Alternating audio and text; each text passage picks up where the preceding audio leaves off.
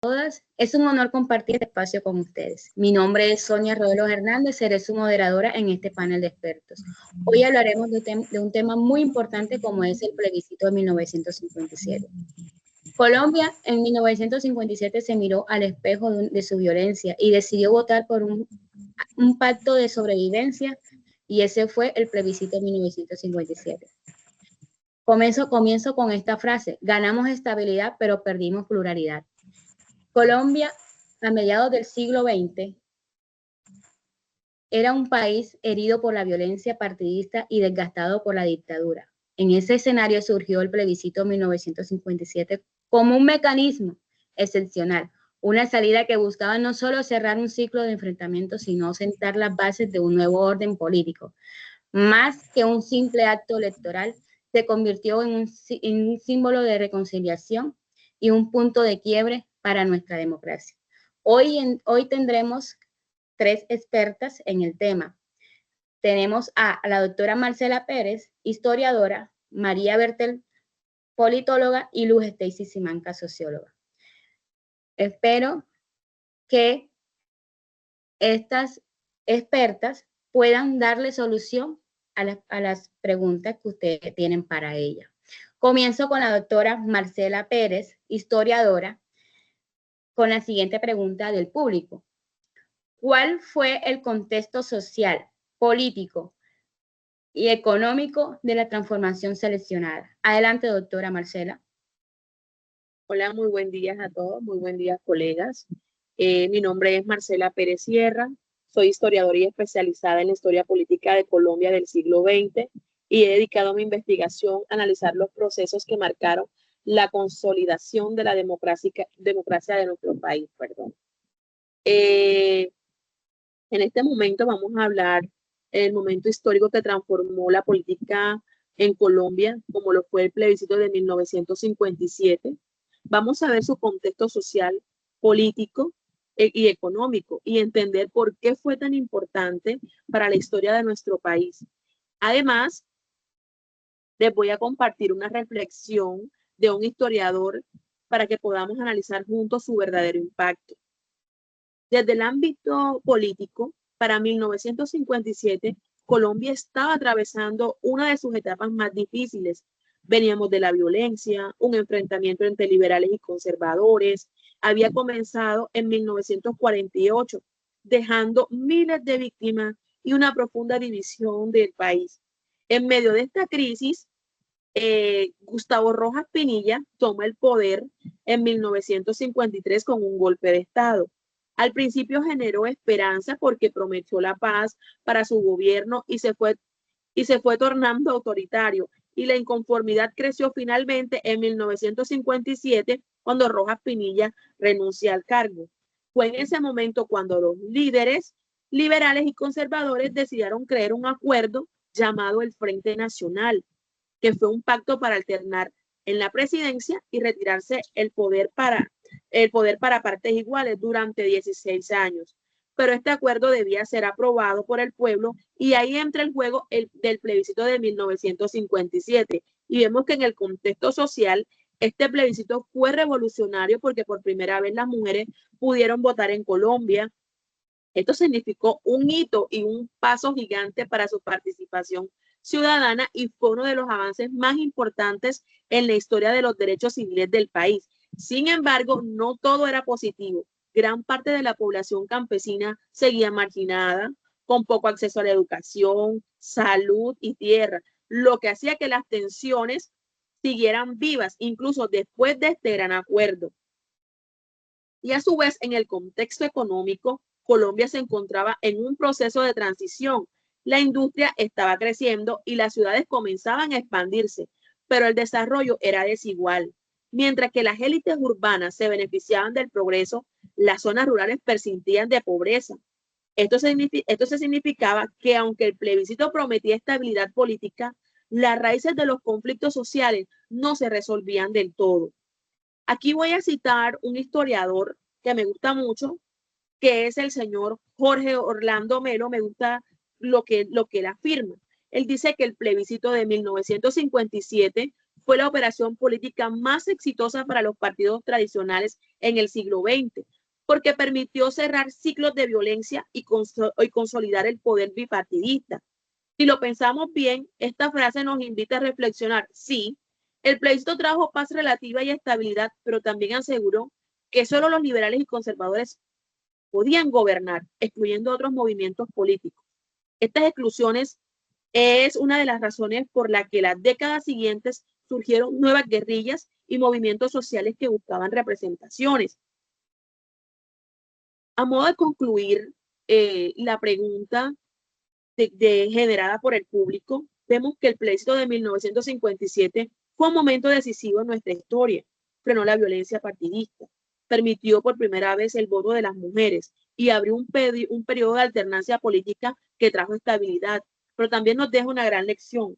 Cuando las decisiones políticas no incluyen a todos los sectores de la sociedad, los conflictos pueden volver a aparecer de otras formas. Así que conocer este episodio no es solo mirar el pasado, sino entender de dónde vienen algunos de los desafíos que aún tenemos en el país. Gracias por acompañarme y gracias por esta pregunta. Muchas gracias. Muchas gracias, doctora Marcela. Bueno, sigo con la doctora María Bertel. La siguiente pregunta del público hacia la doctora es, ¿quiénes fueron los actores vinculados al proceso? Adelante, doctora. Hola, muy buen día a todos mis distinguidos colegas panelistas. Es un honor estar aquí con ustedes y un privilegio, ya que es un espacio de mucha enseñanza, ya que el tema es de tanta relevancia para la historia y la configuración política de Colombia, ¿verdad? Mi nombre es María Angélica Bertel Salcedo y mi formación como politóloga me ha permitido adentrarme en el análisis de las estructuras de poder. Quiero detenerme en un aspecto clave para entender la trascendencia y explicar un poco sobre el plebiscito y su pregunta de 1957. ¿Cuáles fueron esos actores que participaron en este proceso de transformación política y social en nuestra Colombia, en nuestra amada Colombia? Los partidos tradicionales fueron, como ya lo ha hablado mi compañera Marcela, han sido los liberales y conservadores. Durante décadas habían estado enfrentados en una guerra fratricida, ¿verdad? En una guerra constante que desangró al país. Pero sin embargo, en medio de este desgaste, el cual se presentó mucho, lograron algo inédito y es pactar el Frente Nacional. Un acuerdo de alternancia, un acuerdo que llevó al poder a garantizar la gobernabilidad y la reconciliación de todos. Sin duda, estos actores hicieron un papel importante. Y en el gobierno de Gustavo Rojas Pinilla, que no podemos olvidar que este proceso se gestó en oposición al régimen militar del general Rojas Pinilla. Su caída en 1957 abrió un espacio para que liberales y conservadores negociaran una salida política y que de alguna manera la figura de Rojas pues simbolizó el límite del autoritarismo y el punto de quiebre que llevó a buscar un nuevo pacto democrático. Eh, pero eso no se queda allí. Vemos que esto llevó a hacer algo más relevante. Ahí entra la ciudadanía y en especial las mujeres. Pero lo más relevante es que este plebiscito no solamente fue una negociación entre élites, entre la rosca, por así decirlo, sino que fue la primera vez en la historia que las mujeres participaron en un proceso electoral nacional. O sea, se llevó a cabo ese encuentro en que la ciudadanía ya podía votar y más que todo las mujeres y no solamente la élite. Este hecho marcó un antes y un después. Millones de mujeres hicieron valer sus derechos. Ellos alzaron su voz y se convirtieron en actoras de nuevo capítulo de democracia. Y su participación fue un símbolo de inclusión, perdón, y abrió la puerta a otras luchas sociales que vendrían después. Además, la ciudadanía en general de la violencia, cansada de tanta violencia que se había vivido de sangre, guerra, respondió de manera masiva al llamado, respaldando al plebiscito como una amplia mayoría. Otros actores que tuvieron puerta abierta fue la Iglesia Católica y las Fuerzas Armadas. Ellos también tuvieron un papel muy decisivo. La Iglesia entró apoyando, el proceso como un garante moral. ¿Para qué? Para la reconciliación. Mientras que las Fuerzas Armadas facilitaron la transición tras la caída de Rojas Pinilla, permitiendo que el poder se reorganizara bajo el nuevo pacto. Quería citar a Carlos Restrepo Piedrahíta en uno de sus análisis sobre este periodo, y es el Frente Nacional y el plebiscito de 1957. No fueron una simple concesión de las élites, sino el reflejo de una profunda crisis de legitimidad del régimen militar y el clamor de una sociedad que, agotada por la violencia, demanda un nuevo capítulo democrático. Repito, esto lo dice Carlos Restrepo Piedrahíta. Entonces nos da a entender que esta mirada a los diversos actores nos enseñan que las transformaciones políticas y sociales más significativas son a menudo pues el fruto de un esfuerzo colectivo, donde cada voz, cada persona, por muy pequeña que pueda parecer, tiene el potencial de dejar una huella imborrable, profunda en la historia de una nación, como lo es nuestra amada Colombia. Esa es mi respuesta ante su pregunta, moderadora. Muchas gracias. Muchas gracias, doctora. Sigo por último con la doctora Luz Stacy, que es socióloga. Y la siguiente pregunta para usted, doctora. ¿Cuáles fueron los principales cambios sociales y políticos que se gestaron como resultado del proceso seleccionado? Adelante, doctora.